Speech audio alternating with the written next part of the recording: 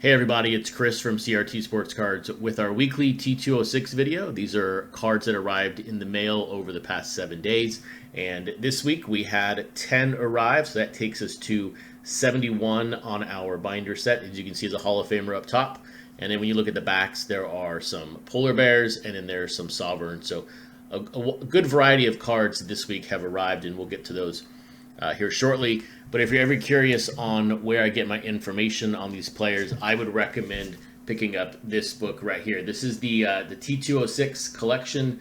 Everything you want to know about the set, everything you want to know about the players is in this book. As you can tell, it's quite large. This is a great coffee table style book, and for any player collector or team collector, I would recommend picking up this book. But let's get to the cards and let's see what we have this week.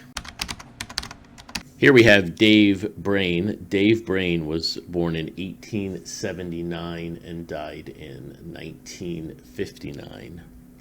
And he just has a cool name. I mean, Brain. I mean, who's named Foot? So that's really cool. Obviously, very, very trimmed here. Somebody back in the day decided to cut off the complete edge of the card. But this is a Sovereign 350 back, so not one of the most common backs, but still an interesting non-standard back on a T206 card. Dave Brain led the league in home runs in 1907, and he did hit 3 triples in a game twice in 1905. So there's Dave Brain, Buffalo, Sovereign back 350.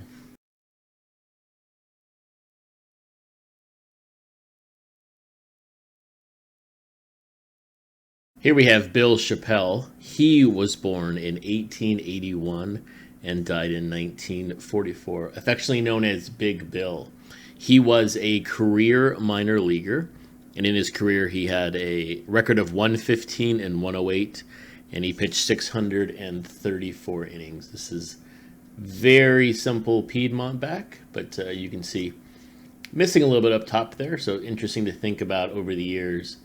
Was this penned up somewhere? You know, who had it where? But overall, other than that little chunk of the card missing, very, very clean front. He played for the Boston Doves, Cincinnati Reds, Brooklyn Tip Tops, and he's pictured here in his A-level Rochester Bronchos uniform. So there is Bill Chappell.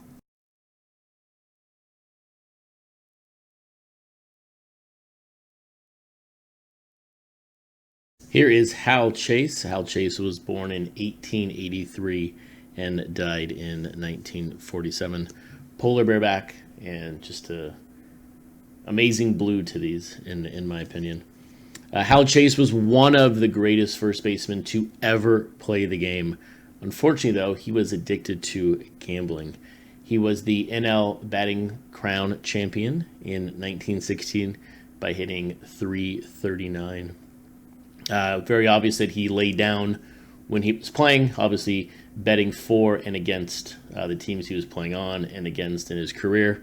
There's also the possibility he was the middleman in the 1919 White Sox scandal. So overall, he never made the Hall of Fame. Apparently did show remorse over the years, saying he was never paid enough, and that's why he gambled. But this is a guy that could easily be a Hall of Famer based on his stats, but gambling has kept him out of the Hall of Fame. There is Hal Chase.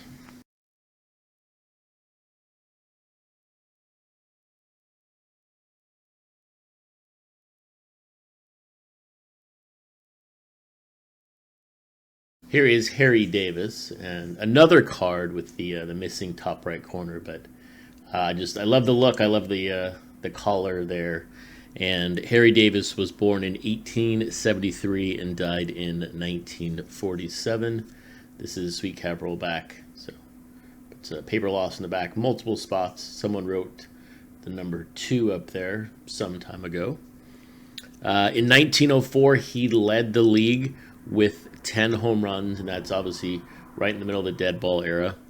He was the AL home run leader from 1904 to 1907, and he did win 3 World Series with Philadelphia in 1910, 1911, and 1930. overall in his career. He played for 6 teams, but mainly known as the Philadelphia Athletics player. So there you go. There's Harry Davis.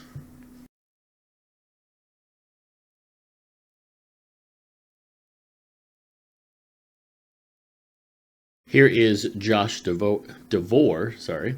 He was born in 1887 and died in 1954. As you can tell by the card, missing a little bit from the top. So somebody cut it many years ago, a little crease here in the corner. But Piedmont back, very basic here. He started his ML career at 20 years old in 1908. He was mainly a bench player after his first couple of years. He did win the 1914 World Series with the Braves, and he played overall from 1908 to 1914, but mainly he was a utility outfielder in his career. So kind of a random player, but forever immortalized on this baseball card. So there's Josh Devore.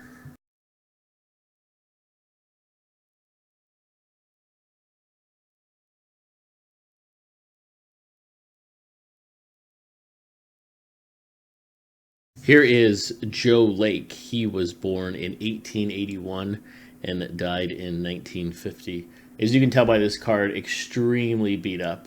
You could almost feel this card at one time maybe was crumpled up and then laid flat and sort of repaired in a sense, but completely beat up. But ton of character and a ton of story if this card could talk.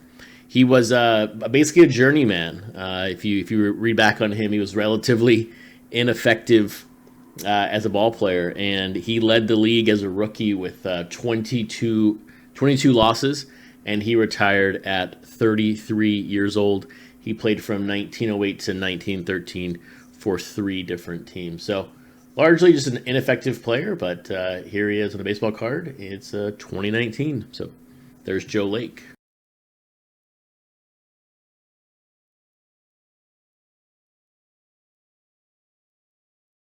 Here is Ollie Pickering. He was born in 1870 and died in 1952. And obviously, again, here, somebody many years ago cut off the right side. I wish they hadn't, but gives a card. Again, ton of character. Sovereign back, so Sovereign 350 towards the not the typical back, but not a rare one by any means. His claim to fame is at 30 years old, he was the first ever batter in what we consider now the American League in 1901. In 8 seasons, he played for 6 different teams, and in this card, he is representing the Minneapolis Millers. So, very simple, first ever batter for the American League in 1901, and here is Ollie Pickering.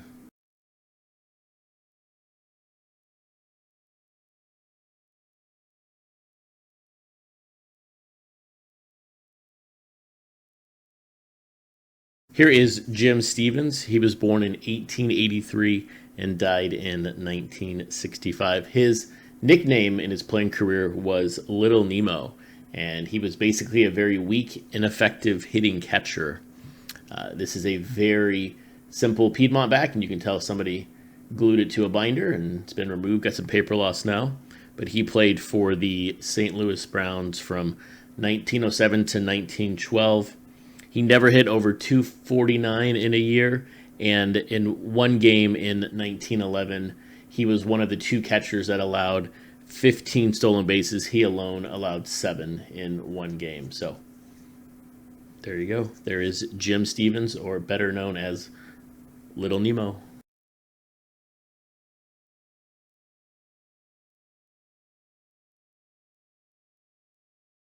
Here we have Charles Street, otherwise known as Gabby Street. He was born in 1882 and died in 1951. Very basic Piedmont back here. He was nicknamed Gabby because of his chatter on the baseball diamond. He's more famous, though, as a manager.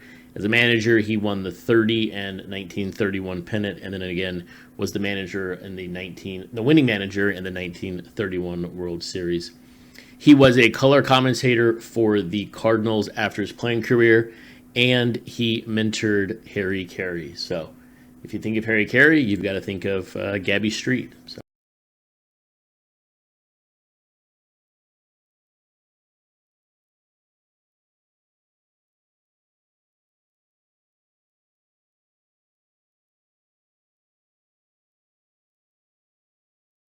here we have Bob Unglob, which is my presumption of how you say his name.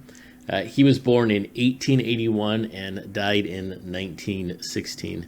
This is a sweet capital back with a ton of damage and a ton of paper loss. Clearly, somebody put it in a binder long time ago. He played just for two teams in his career, 1904 and 1905, and he was the manager in 1907 for the Red Sox, and he managed for a total of 27 games. He was 7-20. He also was spent another 10 years in the minor leagues. You can see somebody wrote the number 14 on his jersey right there.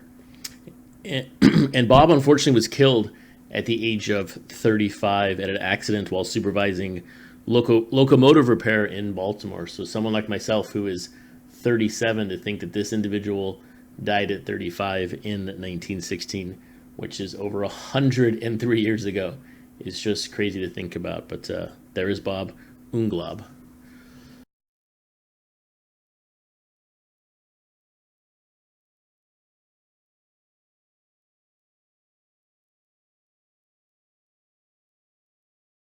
Here is Bobby Wallace and our lone Hall of Fame binder pickup for this week. Bobby Wallace was born in 1873 and died in 1960. Very standard Piedmont 350 back, but Bobby Wallace was the first great defensive shortstop in baseball history. He basically fielded himself to the Hall of Fame. In 1902, the St. Louis Browns, where he's pictured, and if you can see it on the screen, the brown on this card just looks amazing in person. I hope it comes through on the video. But in 1902, he signed a 5-year contract with the St. Louis Browns for what they considered a staggering amount back then, for $32,000. When you adjust that for inflation in 2019, you're looking at about $1 million contract. So while $1 million in today's day and age is not that much, you can only imagine that kind of money back in 1902. And he was inducted into the Hall of Fame in 1953. So he spent the last 6-7 years of his life as a Hall of Famer. So there is Bobby Wallace.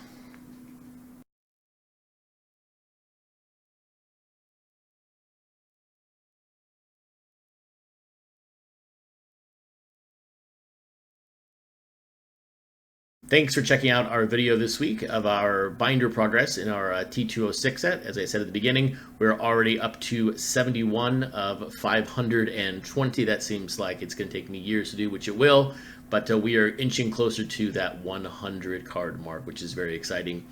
Next week, we're already working on our video. We already have 6 to 7 cards incoming, along with a player or a card incoming of a player that I have wanted to own ever since I started learning more about this set back in July and August. So looking forward to that. At the same time, guys, any comments below? If you have any questions about the T206 set or anything that you'd like to know about what I have learned about this set over the past 4 to 5 months, are greatly appreciated. Thumbs up, thumbs down. As always, please subscribe to the channel. Thanks. Have a great weekend.